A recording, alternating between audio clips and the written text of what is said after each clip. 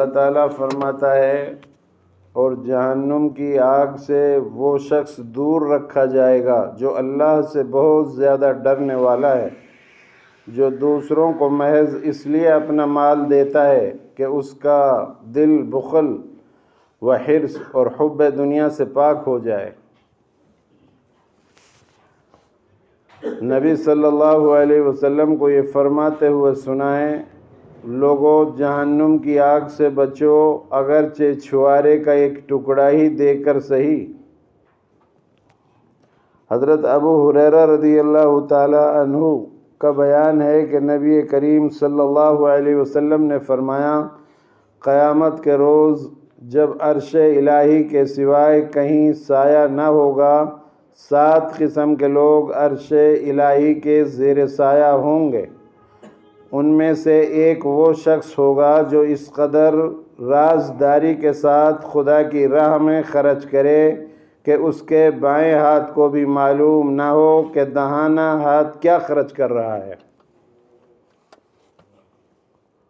نبی کریم صلی اللہ علیہ وسلم کی خدمت میں جب کوئی شخص صدقہ کا مال لے کر حاضر ہوتا تو آپ صلی اللہ علیہ وسلم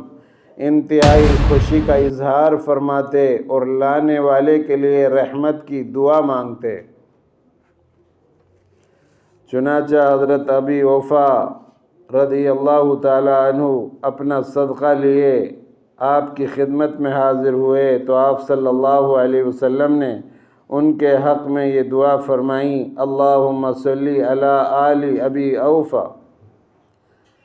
یعنی اے اللہ ابی اوفا کے خاندان پر اپنی رحمت نازل فرما۔ ایک بار نبی صلی اللہ علیہ وسلم عصر کی نماز پڑھتے ہی گھر میں تشریف لے گئے اور کچھ دیر کے بعد باہر نکلے۔ صحابہ نے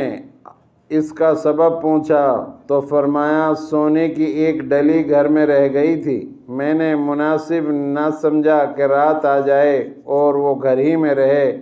اس لیے میں اس کو مستحقین میں تقسیم کرایا۔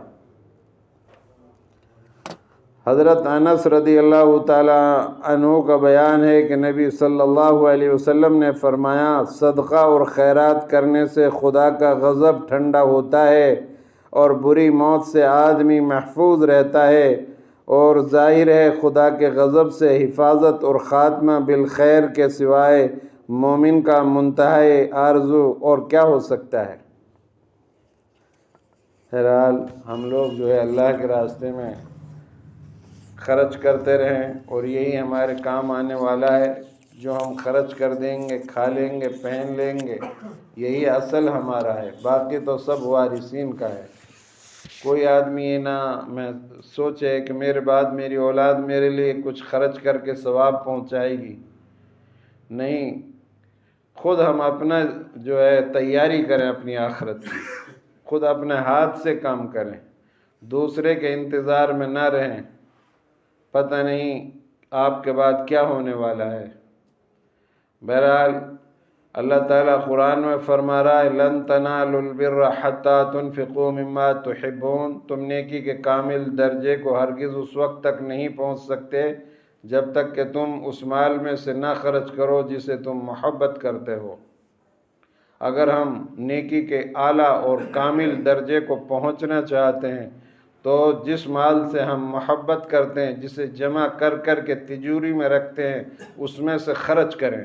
اللہ کے راستے میں۔ صحابہ نے جب یہ آیت سنی اور نازل ہوئی تو اپنا بڑے بڑے باغ اور اچھا کنواں جس کا پانی میٹھا اور ٹھنڈا، جس میں آپ صلی اللہ علیہ وسلم جا کر کبھی کبھی گرمی کے زمانے میں بیٹھا کرتے تھے، آرام فرماتے تھے، اس کو اللہ کے راستے میں صدقہ کر دیا۔ ایک قرآن کی آیت نازل ہو رہی ہے، صحابہ فوراً اس پر عمل کر رہے ہیں۔ یہ قرآن 1400 سال ہو گئی ہمارے پاس آئے ہوئے، لیکن ہمیں پتہ نہیں ہے کہ اس میں کیا لکھا ہے، اور ہم نے ایک آیت پر بھی عمل نہیں کیا ہے۔ صحابہ اس لیے دنیا میں عزت دار تھے کہ انہوں نے قرآن کی آیات پر عمل کیا تھا۔